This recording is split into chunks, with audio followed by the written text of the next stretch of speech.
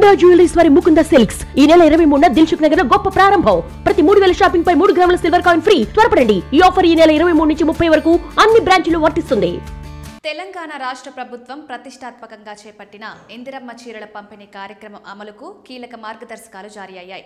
పంపిణీ పారదర్శకంగా సమర్థవంతంగా జరగడానికి పేదరిక నిర్మూలన సంస్థ ఆధ్వర్యంలో ఈ మార్గదర్శకాలు జారీ చేశారు. మండల స్థాయిలో లాంఛనంగా ప్రారంభ కార్యక్రమాలు నిర్వహించిన వెంటనే గ్రామాల్లో ఇంటింటికి వెళ్లి పంపిణీ చేపట్టాలని సర్ప్ స్పష్టం చేసింది. ప్రతి మండలంలో సబ్ కలెక్టర్ ఆర్టీఓను పర్యవేక్షణాధికారిగా నియమించారు. పంచాయతీరాజ్ గ్రామీణాభివృద్ధి శాఖ మంత్రి సీతక్క సూచనల మేరకు మహిళా సంఘాల సభ్యులు ఇంటింటికి తిరిగి మహిళలకు బొట్టు పెట్టి మరీ గౌరవంగా చీరలు పంపిణీ చేయనున్నారు.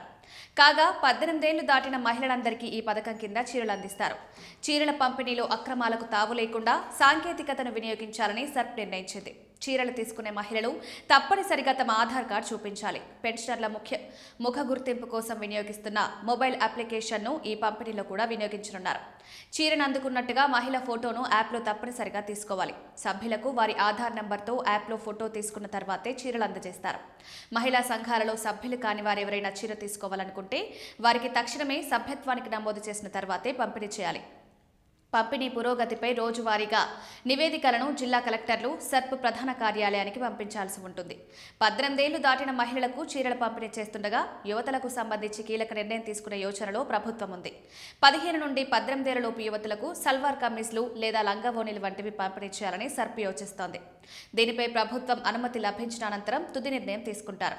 ఇక రాష్ట్రంలో 1 కోటి మంది మహిళలను స్వయం సహాయక సంఘాల్లో చేర్చాలనే లక్ష్యంతో ప్రభుత్వం కీలక పరిపాలనా నిర్ణయం తీసుకుంది. గ్రామీణ పేదరిక నిర్మూలన సంస్థలో పురపాలక ప్రాంతాల పేదరిక నిర్మూలన సంస్థను విలీనం చేస్తూ ఉత్తర్వులు జారీ చేసింది. ఈ 2 విభాగాల్లోని స్వయం సహాయక సంఘాలను ఏకం చేసేందుకు వీలుగా సర్ప్ సీఈఓ దివ్యా దేవరాజన్ను అదనంగా మెప్మా మేనేజింగ్ డైరెక్టర్గా నియమిస్తూ ప్రభుత్వం ఉత్తర్వులు జారీ చేసింది.